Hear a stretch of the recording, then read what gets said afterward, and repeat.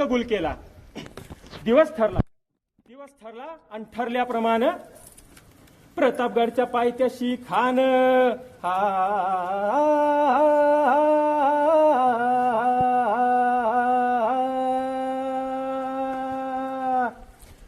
प्रतापगडच्या पायथ्याशी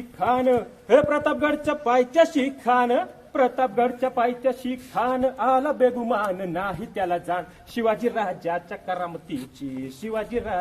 करामतीची आणि त्यासी नाही जाणीव शेकतीची आणि करील काही कल्पना युक्तीची हो जी. खानाच्या भेटीसाठी महाराजांना एक शानदार शामियाना उभारला होता. भेटीसाठी छान उभारीला नक्षीदार शामियान्याला आणि अशा या शामियान्यात खान डौलत डुलत आला. सय्यद बंड त्याच्या संगतीला शिवबाच्या संगबी महाला बर का. जीवा महाला नावाचा डोंबारी होता. अहो म्हणतात ना होता जीवा म्हणून वाचला शिवा. शिवबाच्या संगती महाला राजाला पाहून खान म्हणतो कसा आओ शिवाजी आओ हमारे गले लग जाओ आओ खान हाक मारी तो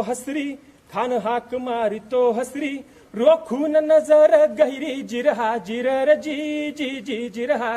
जी. पण आपला राजा पण काही कच्च्या गुरुचा चेला नाही. राजा थोर बात त्याची न्यारी चाल चित्त्याची सावज भारी जिरहा जिरर जी. खानानं राजाला आलिंगन दिलं आणि दगा केला. खान दाभिमान मान्याला कट्यारीचा वार त्यानं केला.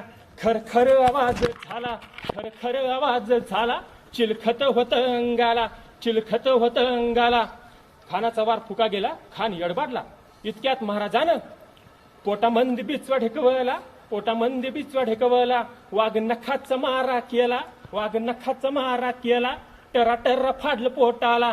तडा गेला खानाचा कोतळा बाहेर आला जी बाहेर आला जी बाहेर आला जी. प्रतापगडचे युद्ध जाहले